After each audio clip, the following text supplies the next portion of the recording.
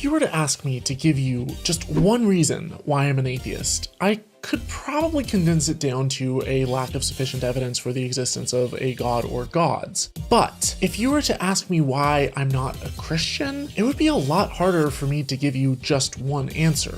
But one of them stands above the rest as the most damning catastrophe for the Christian faith. This is the problem of instruction, Christianity's fatal error. The God of the Christian faith is often referred to as an omni-God because he's believed by most Christians to be omnipotent. So I'm going to address these point by point, and then at the end, I'm just going to give my general response that I think basically undermines the entire argument, but let's get into it. Or all-powerful, omniscient, or all-knowing, omnibenevolent, or all-loving, and omnipresent. He's basically everywhere at once. Some apologists prefer the term maximally great. God can be defined as a maximally great being. If you assume that this kind of God exists, then you're left with a major problem. The problem of instruction. To understand this conundrum, we first need to start with a hypothetical, a thought experiment. Forget everything that you know about the Bible for just a moment,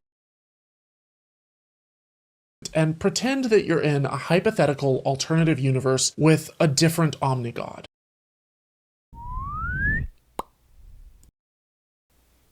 If this deity is all-loving, all-knowing, omnipresent, and all-powerful, and is trying to communicate the most important message in the universe to his or her children, how would they communicate this vital message? You would expect perfect communication.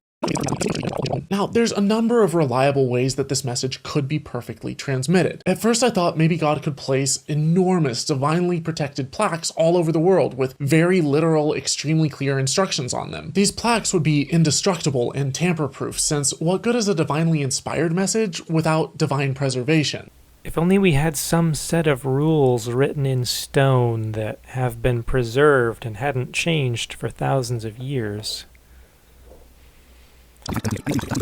If God is everywhere at once, he could just tell us his message in person and coach us directly. Yeah, if only God would just walk among us and just give us a really simple command to obey. Maybe just like in a perfect world, like a garden where everything was provided for us, and we would definitely obey in that case, for sure.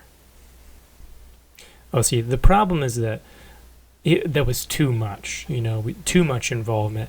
Really, he needed to step away. We need someone to not be looking over our shoulder. And people are generally good, so, society will progress into a more and more positive utopia.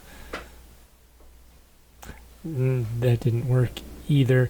So what he really needs to do is appear in, a miraculous way in front of a lot of people all at the same time, and then they weren't scared enough, so seeing the presence of God, that would definitely scare us straight and get people doing what they should do. No, didn't really work either. But some people might argue that his presence would overwhelm us, and while I think that's kind of a cop-out, I do acknowledge the objection. So what if instead each person received God's message in their own language, hand-tailored for them, such that it's perfectly communicated in a way that everyone would understand and reach the same conclusion? Oh, the conscience. A message preloaded into everyone's brains, mental firmware that we're all born with. Yeah, the conscience. It would come straight from God, not through human authors. It would be directed to all mankind from the get-go. Like the conscience. And unlike with a conscience, what we deem as right and wrong wouldn't change from culture to culture, and you wouldn't have psychopaths who lack one altogether. So, not the conscience, though. Okay. Because societies differ in their morality, and psychopaths exist, so conscience definitely doesn't count for, the vast majority of people that have ever existed. Yeah, because society's values change, for sure, but at some point, everyone's conscience has to be overridden to engage in things that are immoral, that we know are immoral intrinsically. This would be a ubiquitous, accessible, clear, and perfect message, because the communication of a perfect God should be perfect. But what if the alternative was true? What if there's no God at all, or the God/gods who do exist aren't omnigods like the God of the Bible? Well, we'd expect to see a very, very different result. We would expect to find wildly different religions popping up all over the world, written by scientifically ignorant ancient authors desperately trying to make sense of their tiny, myopic view of the universe around them. You wouldn't expect to find any supernatural insights about germs, neurochemistry, and mental health, heliocentrism, DNA, any knowledge of other galaxies, or any information not already available to their primitive cultures. Yes, because knowledge about DNA and galaxies is so very important to the message of the gospel, and having a connection with God. Of the many religions springing up everywhere, some would fizzle out, while others might be more relatable and would spread more rapidly. They may contain more contagious ideas with stronger sticking power. If you haven't realized already, Christianity is described perfectly by the latter scenario, in direct conflict with its insistence on the existence of an omnigod, a claim on which the truth of the Bible is entirely contingent. Yes, it's perfectly described by this perfectly arbitrary description of Christianity and what it's done in the world. You know, if you neglect the millions of lives that it's transformed, causing them to become better people that aspire for better things, bringing about the scientific revolution that we take for granted, bringing about virtually all of the original colleges and hospitals and orphanages and, just little things like that. Bringing an end to the barbaric nature of slavery. And I have a video that is forthcoming, but suffice it to say that the abolitionist movement was a Christian movement.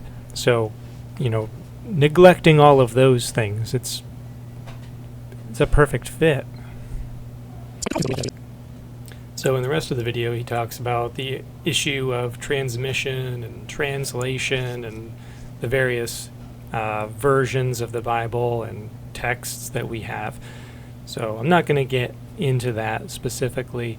So what is the main problem that I have with this argument? Well, for one, primarily, it assumes the intent of God. So if you think God's primary goal is to just get the most people in the world to merely know about him and know what the rules are, so to speak, you've missed the point of the Bible. And as I've laid out, Genesis through Revelation explains why that is, why God doesn't merely just show up and give you the rules. It's because that's what had happened in the beginning and it didn't work. Now, you can argue that none of that happened, it's not provable, etc. That's not really the point. This is an argument about the coherency of the Bible. And so you have to take into account the Bible's own coherency or incoherency. You can't pick and choose parts of it and say, see, I've dismantled the whole thing. Like, it explains why these are not problems. And then on top of that, you have the assumption of what the intent of God is, which is untrue according to the Bible. So what is the point? The point is to get people to know about and interact with God properly. And so most people prefer to do other things which are in conflict with that. And that's the problem. And that's the problem that God is addressing in Christ. That's why it's rebirth. It's about being transformed into someone that desires to do the will of God. But in order for that to take place without overriding your will, you must choose it to begin with.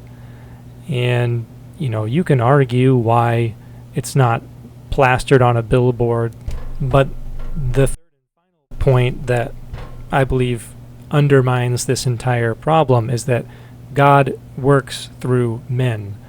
So that was the purpose from the very beginning is that through men, God would order the creation. It was a collaborative effort, right? That's why they had to tend and to keep. The keep word there is to guard, to protect. There was a force of change and bad that was potential. It wasn't there yet in the garden, but it was good. The world was good at that point, but it had the potential to revert back to darkness, disorder, death. That's where it began. And so Genesis 1 is transforming that into a habitable realm where his image bearers would continue that effort. And that's where we are. And so that continues with the message of God, that men would be the bearers of the good news. Now, in specific times and places, he does appear to people, he does call them and kind of force them into servitude, but they were willing in those situations. Or if they were unwilling, they were worked through in a different manner, let's say. So anyway, that's that. It's not a problem. Good day.